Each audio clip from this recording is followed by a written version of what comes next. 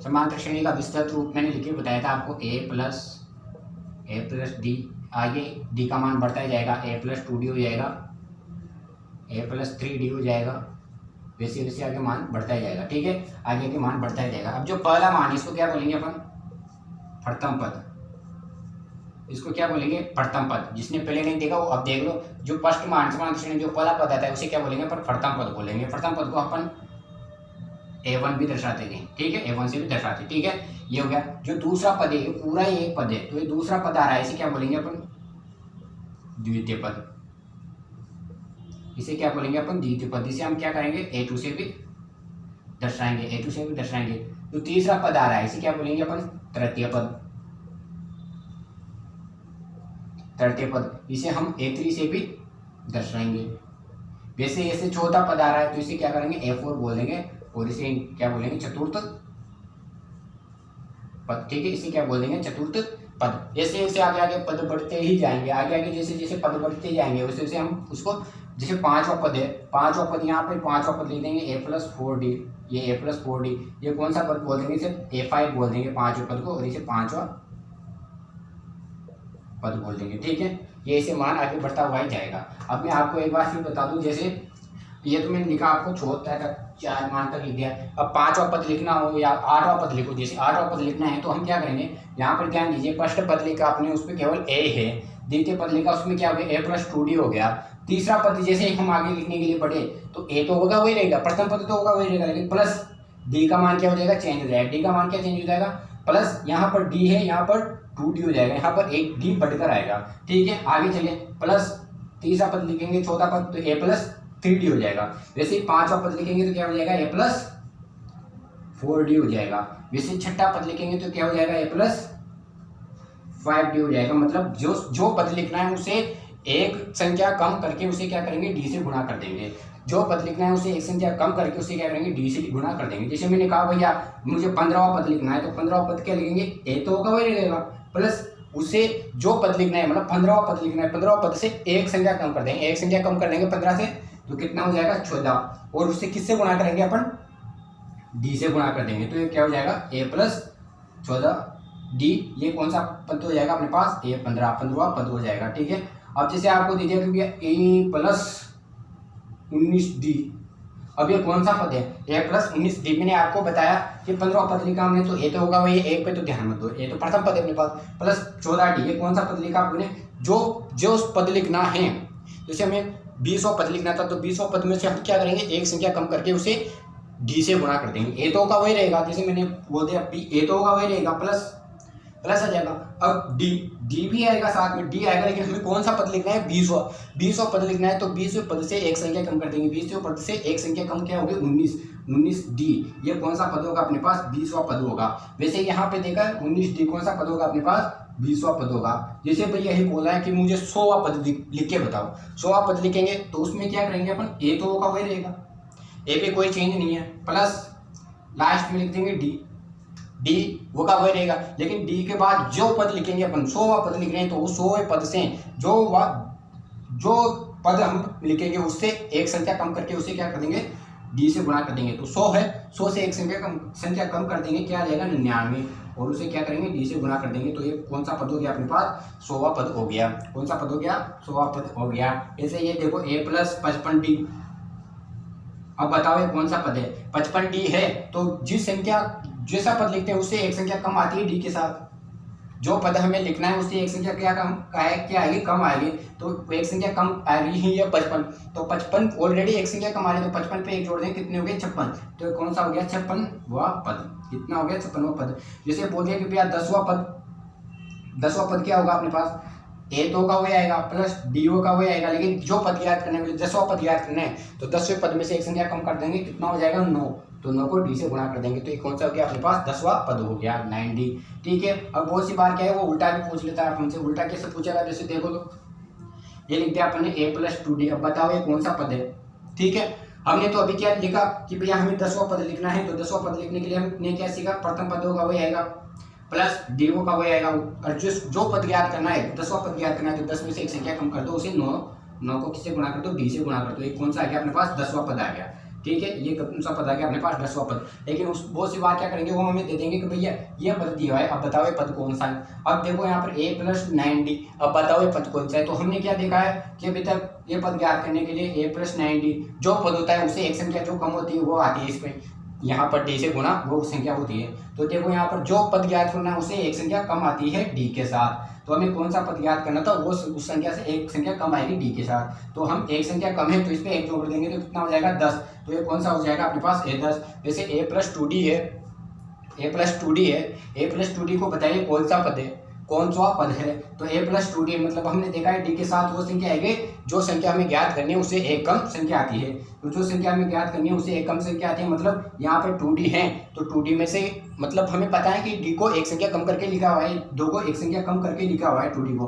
तो एक संख्या कम किया है तो हम इस पर क्या कर देंगे +1 कर देंगे, 1 करते कितना हो गया 3 हो गया। तो ये कौन सा पद होगा अपने पास a3 हुआ, तीसरा पद होगा। ठीक है, जैसे अपन चले जैसे 49 a + 49d, अब ये कौन सा पद होगा। हमें देखा हुआ है कि यहाँ पे जो संख्या आती है वो हमेशा जो संख्या जो पद होता है उसे एकम आती है। तो जो पद होता है, जो पद ज्ञात करना होता है उसे एकम आता है यहाँ पर। तो ये 49 है तो जो पद ज्ञात करना है उसे एकम आता है, तो यहाँ पर 1 प्लस कर देंगे, ऑलरेडी कम आता है तो यहाँ पर 1 प्लस कर देंगे तो कितना हो गया 50। तो कौन सा पद हो गया अपने पास 50वां पद। अब जैसे सिद्ध करना है हमें कि भैया वो बोलते हैं कि 17वां पद लिखो, 17वां पद क्या होगा अपने पास a + d तो होगा वो आएगा, लेकिन कौन सा पद ज्ञात करना है हमें 17वां पद ज्ञात करना है। तो d के साथ कौन क्या गुणा करेंगे अपन, जो 17वां पद आ जाएगा d से 70 से 1 कम कर देंगे, जो पद हमें वहाँ पद ज्ञात करना होगा उससे 1 कम करके लिख देंगे। तो यहाँ कितना हो जाएगा 69d, ये हो गया अपने पास 17वां पद। अब वो जैसे उल्टा बोल देंगे भैया a +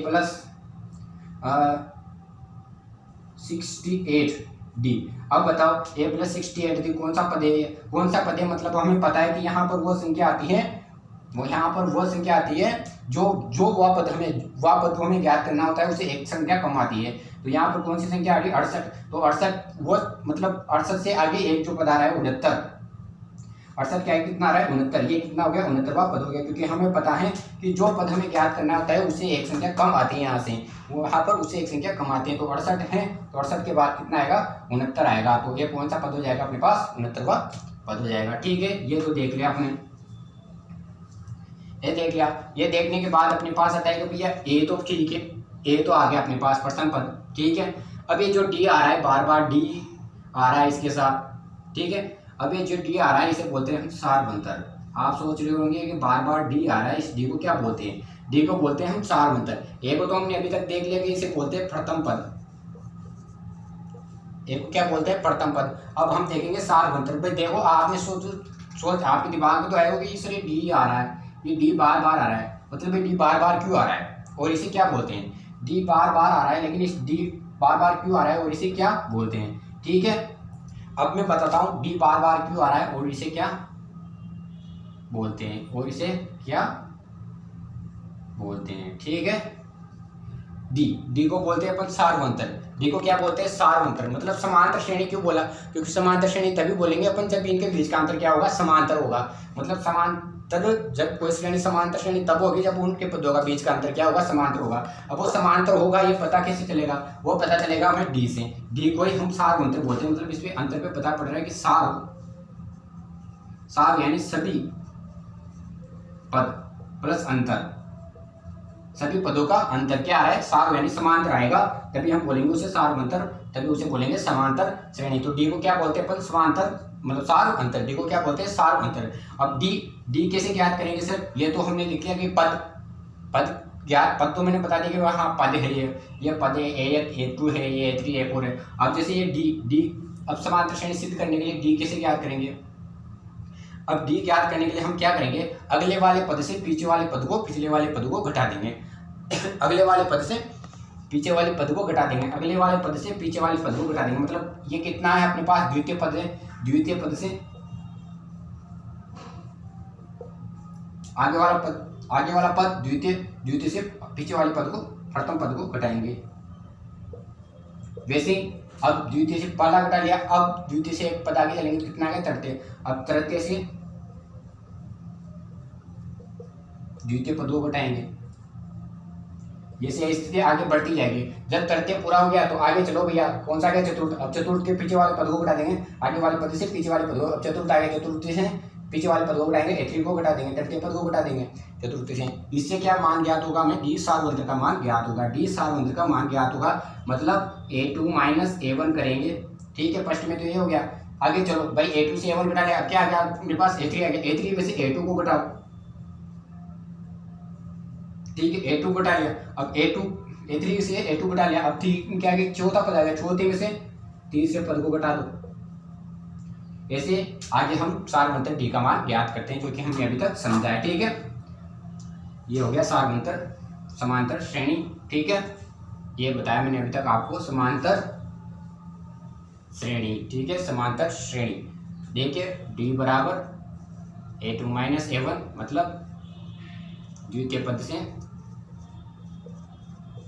प्रथम पद को घटाया। ऐसे आगे बढ़ेंगे, A3 माइनस A2, ये सभी क्या है, डी के मान है। तृतीय पद माइनस द्वितीय पद, जैसे डी बराबर A4 माइनस A3 आ जाएगा, डी बराबर चतुर्थ पद माइनस तृतीय पद। बस 3 पद तक मान हमें ज्ञात करना रहता है, हर एक में जब भी आता है हमें तृतीय पद तक मान ज्ञात करना रहेगा। तो ये आप ध्यान रखना, डी जिसे बोलते हैं सार्वभौमिक मान ज्ञात करने के लिए क्या करना पड़ेगा।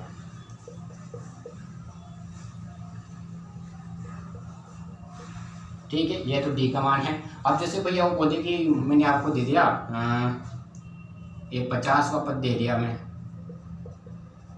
100, और 51वां पद दे दिया मैं 105, ठीक है, 52वां पद दे दिया मैं 110।